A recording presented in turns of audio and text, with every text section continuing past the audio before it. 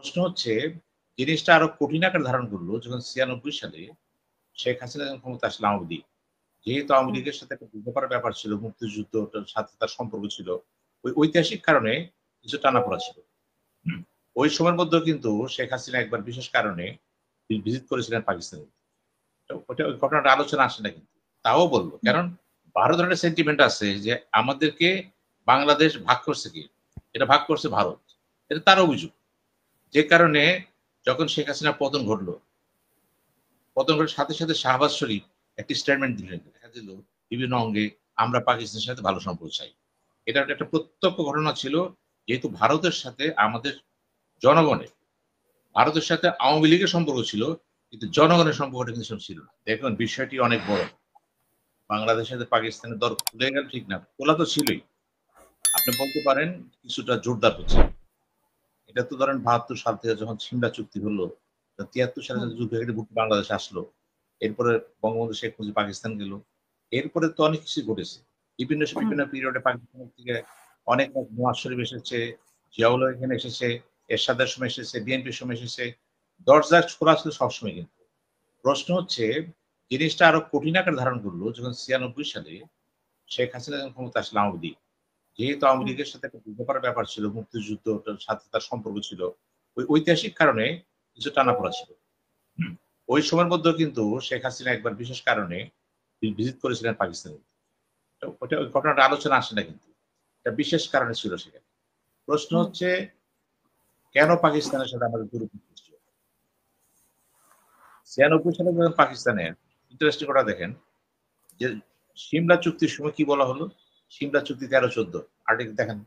ওখানে বলা হচ্ছে ৩ দেশের প্রধান পররাষ্ট্রমন্ত্রী ছিল সেখানে। ডক্টর কামাল হোসেন, শরণ সিং এবং আমাদের আজিজ আহমেদ পাকিস্তান থেকে। এরা ছিল চুক্তিতে কিন্তু এখানে।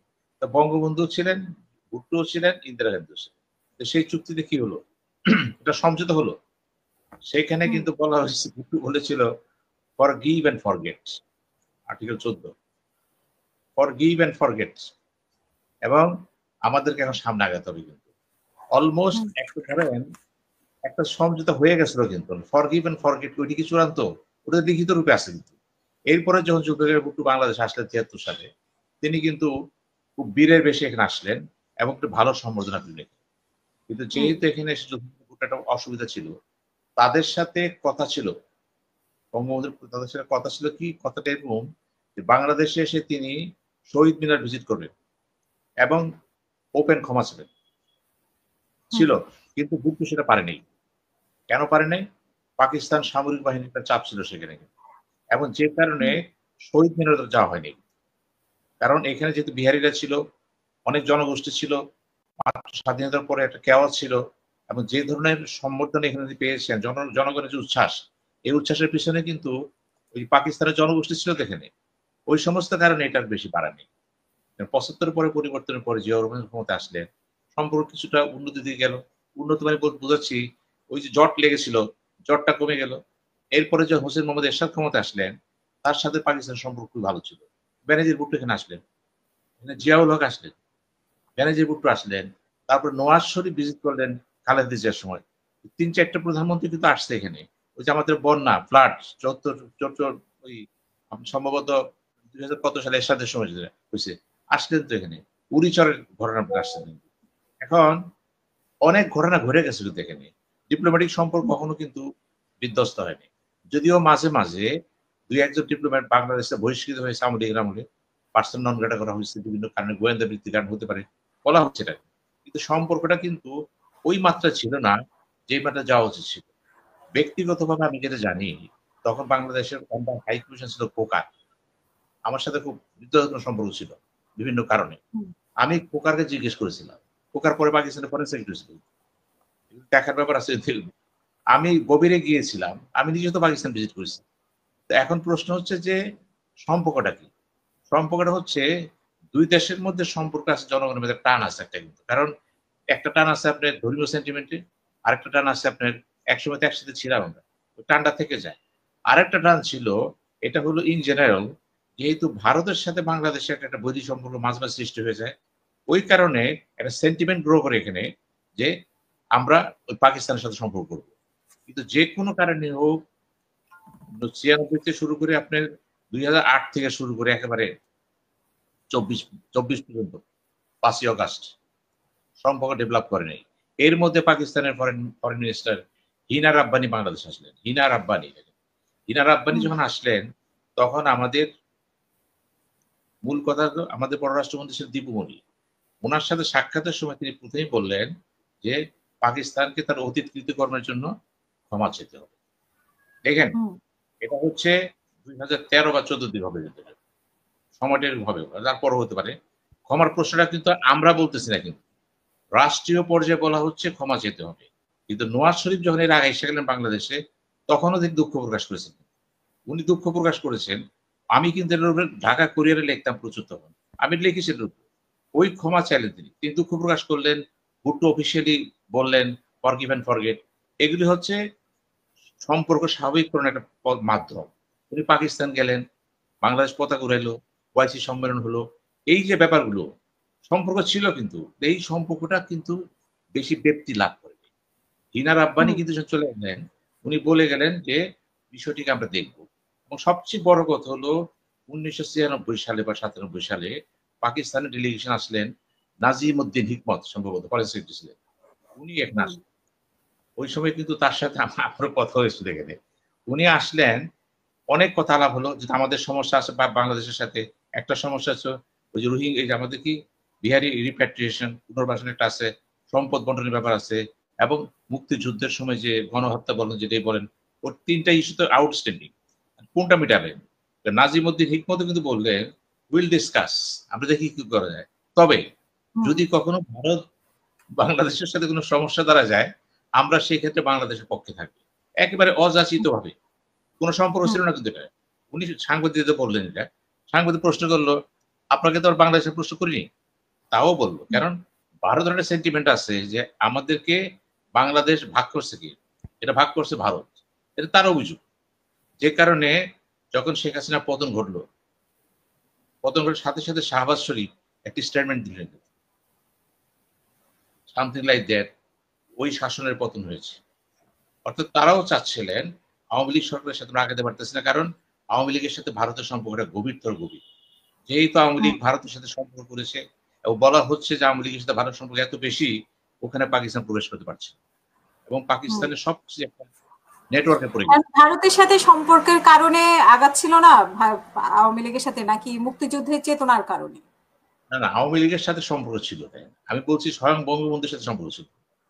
এবং যখন সর্বশেষ জিয়াউল হক এখানে এসেছে, ব্যানার্জির ভুট্টো এখানে এসেছে, নওয়াজ শরীফ এসেছে, এরা কেন আসে?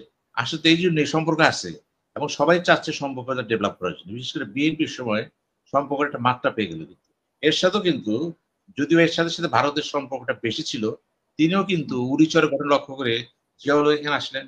এবং আমাদের মনে আছে এখানে ওই যে পীর মুজিবুর রহমান বগুড়া, ব্যানার্জির ভুট্টো আসলেন, ওখানে গেলেন। অনেকগুলি ঘটনা কিন্তু ঘটে গেছে এখানে, যেখানে নেতা নেতা কথা হচ্ছে। তো এই যে ডিপ্লোমেসি ট্র্যাক 1 2 3 4 5 6 সবই কিন্তু ওয়ার্ক করতেছে এখানে কোনো না কোনো ভাবে। আবার ধরেন দুই দেশের সাথে যে বাণিজ্য, এটা কিন্তু সেভাবে মাত্রা আসে নাই, কিন্তু এখন কালচারাল ইগুলো আসে নাই কিন্তু। অর্থাৎ ডিপ্লোমেসি তো ট্র্যাক আছে, সেই ট্র্যাকগুলো সবগুলো একসাথে কাজ করে না। কি কারণে? এখানে প্রধান বাধা ছিল ভারতের প্রতি ওই সরকারগুলো নমনীয় ছিল। কিন্তু যেহেতু বিএনপি অতটা ভারতের প্রতি দুর্বল ছিল না, তিনি চেষ্টা করেছিলেন ডেভেলপ করার জন্য। নওয়াজ শরীফ তো খুবই নমনীয় ছিল ব্যাপারে, এবং এখন ধরে আসে, এখন শাহবাজ শরীফ আসে। সর্বশেষ পরিস্থিতি কি, এই ইতিমধ্যেই 5ই অগস্টের পরের থেকে অনেক মন্ত্রী এখানে আসলেন, ডিফেন্স মিনিস্টার আসলেন, ওই মিনিস্টার সেই মিনিস্টার আসলেন, সর্বশেষ পররাষ্ট্রমন্ত্রী আসলেন, তিনি আবার ডেপুটি উপপ্রধানমন্ত্রী, অর্থাৎ তিনি বেশ শক্তিশালী। পলিসি মেকিং এ তার একটা হাত আছে, এবং বেশ বয়োজ্যেষ্ঠ লোক। উনি আসলেন, উনি কি মেসেজ নিয়ে আসলেন? উনি তো মেসেজ একটি নিয়ে আসলেন, আমরা সম্পর্কটাকে আরো উন্নত পথে নিয়ে যেতে চাই। ইতিমধ্যেই বাংলাদেশের সাথে কিছু বাণিজ্য হয়ে গেল, নৌ যোগাযোগ হয়ে গেল, অনেকগুলো হয়ে গেছে কিন্তু ট্রেড। এবং আমাদের এখানে দেখলাম জনগোষ্ঠীর ভিতরেও কিন্তু একটা চেতনা দেখা দিল বিভিন্ন অঙ্গে, আমরা পাকিস্তানের সাথে ভালো সম্পর্ক চাই। এটা একটা প্রত্যক্ষ ঘটনা ছিল, যেহেতু ভারতের সাথে আমাদের ভারতের সাথে আওয়ামী লীগের সম্পর্ক ছিল, কিন্তু জনগণের সম্পর্কটা কিন্তু ছিল না। ভারত কিন্তু ওয়ান কনফারেন্স অলনাউডি অতএব স্বভাবত কারণে এই পরিবর্তনটার মধ্যে দিয়ে পাকিস্তানকে অনেক ক্লোজ মনে করলো। আর পাকিস্তানও জিও পলিটিক্সের কারণে দক্ষিণ এশিয়াতে চিন্তা করলো সে আমি আগায় যাই। কারণ তার সমস্যা ছিল সার্ক সম্মেলনের জন্য অষ্টদশ সম্মেলন হলো, মোদি যখন বললো পাকিস্তানে আসবে, না আসলে আমরা ভিন্ন পথে যাব। উনি সাব রিজনাল বিবিএন বিভিন্ন চলে গেল, বিমস্টেক এখানে চলে গেল, কিন্তু সে পাকিস্তান কিন্তু কিছুটা কোণঠাস হয়ে গেল। সার্ক কিন্তু জীবন মৃত অর্থাৎ জীবিত অবস্থায় সে মৃত হয়ে গেল, ওয়াট করছে না কিন্তু এটা। এই সমস্ত কারণ ভিতর দিয়ে যখন 5ই অগস্ট ঘটলো, ফার্স্ট কাজ যেটা হলো পাকিস্তান তার উৎফুল্লতা প্রকাশ করল এবং সেও চাইলো এই সুযোগে বাংলাদেশের সাথে আমার একটা সম্পর্ক হওয়া উচিত, কারণ সে ইতিমধ্যেই ভারতের সাথে সম্পর্ক খারাপ হয়ে গেছে, চীনের সাথে সম্পর্ক হয়ে যাচ্ছে তার। চীন যেহেতু আগেও ভালো ছিল, এখনো ভালো আছে, পাকিস্তান সম্পর্ক হবে, আমেরিকার সাথে আমাদের সম্পর্ক ভালো। এখন লক্ষ্য রাখুন যে দক্ষিণ এশিয়ার রাজনীতি, জিও পলিটিক্স বিশ্ব রাজনীতি এই দুটোই কিন্তু পাকিস্তানের সাথে সম্পর্ক স্বাভাবিক করার ক্ষেত্রে প্রত্যক্ষ ভূমিকা রাখছে এবং সেই ভূমিকাটা রাখছে এবং রাখবে। কিন্তু এই ক্ষেত্রে আমাদের এখানে কিছু বুদ্ধিজীবীরা যারা আলাপ আলোচনা করেন তারাও ব্যাখ্যা দিলেন যে পাকিস্তানের সাথে আমাদের সম্পর্ক ভালো দরকার, সামরিক চুক্তি হওয়া দরকার, বাণিজ্য চুক্তি হওয়া দরকার, বিভিন্ন চুক্তি এমন কিছু জানেন যেমন ট্যাক্সটাইল থেকে শুরু করে বিভিন্ন জিনিস আনতে পারি আমরা, পাকিস্তান নিয়ে আসি আমরা, সবকিছু ভারত থাকবো কেন? এই যে বাণিজ্য ক্ষেত্রে একটা ভূমিকা, এটা কিন্তু ভালো জিনিস হলো। সবচেয়ে জিনিস এইবার যেটা হলো যে কোনোদিন কিন্তু এগুলো আলোচনা হয়নি, এই প্রথম বাংলাদেশের মাটি পাকিস্তানের পররাষ্ট্রমন্ত্রী উপপ্রধানমন্ত্রী বললেন যে বিষয়গুলো মীমাংসা হয়ে গেছে 2বার। লক্ষ্য রাখ, সে কিন্তু সরাসরি চ্যালেঞ্জ করে বসলো এখানে, এটা মীমাংসিত হয়ে গেছে, অতএব এই বিষয়টা তাকাচ্ছেন না আপনারা। সে ধর্মের নাম ইসলামের নাম দিয়ে বলছে আপনারা আন্তরিক পরিষ্কার হয়ে যান, মনটা পরিষ্কার করেন, সামনের দিকে তাকান। অর্থাৎ এটা 3টা পার্ট আছে, গভীরভাবে যান। কিন্তু উনি বলছে বিষয় দুটি মীমাংসিত 2বার হয়েছে। 1972 বলে সিমলা চুক্তি, দ্বিতীয়বার নওয়াজ শরীফের দুঃখ প্রকাশ, স্পষ্ট বলছে। এরপরে তো আর থাকার কথা না। কে বলতেছে? পাকিস্তানের পররাষ্ট্রমন্ত্রী। তাহলে হিনা রাব্বানি কেন বলেনি? হিনা রাব্বানি যে আসলেন তৃতীয় কথা বলেনি। তাহলে পাকিস্তানের দেখা যাচ্ছে ওদেরও ফরেন পলিসি চেঞ্জ হওয়ার সাথে সাথে ফরেন পলিসি বক্তব্যের কথা চেঞ্জ হয়েছে। এখন তারা কথাটা ঘুরে বলতেছে অলরেডি ডান। যদি ডান হয়ে থাকে এবার আসে ফরগেট প্রশ্ন আসছে না। এই যে আপনি বললেন বাংলাদেশে দাঁড়ায়, সাথে সাথে কিন্তু আমাদের পরবর্তী উপদেষ্টা বললেন না, সমাধান হয়নি। অর্থাৎ তিনি যে মিথ্যা ভাষণ দিয়েছেন আর এই মিথ্যা কথা বলা, মিথ্যাচারণটা নিঃসন্দেহে ডিপ্লোম্যাটিক ভুল করেছে। সাথে সাথে পররাষ্ট্র উপদেষ্টা তৌহিদ হোসেন বললেন না, আমাদের সাথে মীমাংসা হয় নাই, এটা চলমান। তাহলে কি হলো? উত্তর হয়ে গেল কিন্তু সাথে সাথে। তাহলে আসলে এবার তাহলে সম্পর্কটা কোথায় বেড়ে গেল? বাধাটা কোথায়? বাধাটা আছে